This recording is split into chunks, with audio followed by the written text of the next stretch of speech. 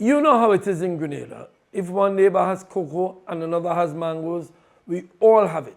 Whether it's pelting mangoes or poking them with a long stick from Miss Mary's yard, that's just community. That sharing spirit is still alive today. My neighbor still drops off bags of mangoes in my yard. That's who we are as Grenadians. We look out for each other. When your breadfruit tree bears, the whole street eats. Now, Praedial Larceny, the theft of agricultural produce, has always existed alongside this sharing culture.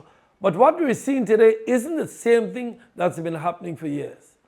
As former Minister of Agriculture, I've witnessed how this crime has transformed from small-scale theft into something far more devastating. We're no longer talking about someone taking a few fruits. According to the Food and Agricultural Organization, Praedial Larceny now involves truckloads of stolen produce, entire fields stripped overnight, organized criminal networks following market prices.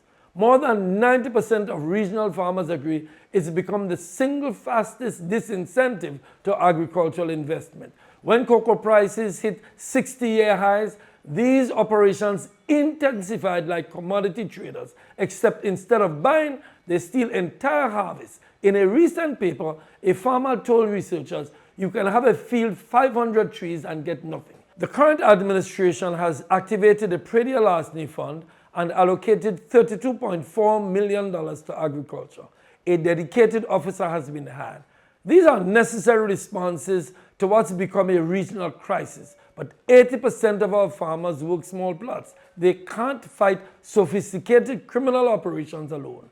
This escalation requires sustained enforcement that can distinguish between the neighbor who shares and the network that systematically steals.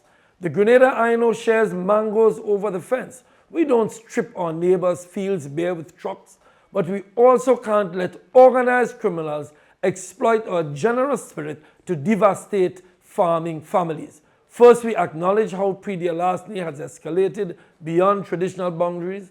Then we organize responses that match this new reality. Finally, we move forward together, protecting both our community values and our farmers' livelihoods.